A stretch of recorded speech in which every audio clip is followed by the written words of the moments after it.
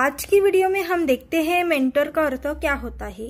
Mentor means a person who guides, supports and teaches someone. मतलब मार्गदर्शक या सलाहकार करना। For example, a good mentor can help you grow in your career. मतलब एक अच्छा मार्गदर्शक आपके करियर में आगे बढ़ने में मदद कर सकता है। She works as a guide for a new employees in the company.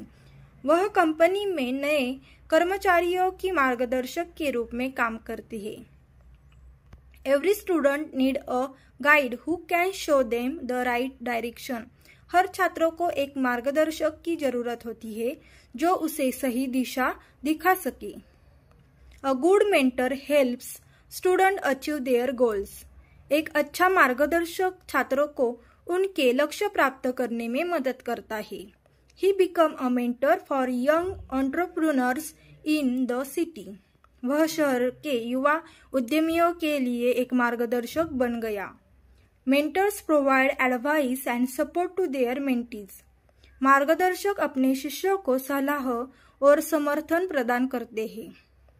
Finding the right mentor can make a huge difference in your career. सही मार्गदर्शक ढूंढना आपके करियर में बहुत बड़ा अंतर ला सकता है। Thanks for watching. See you in the next video.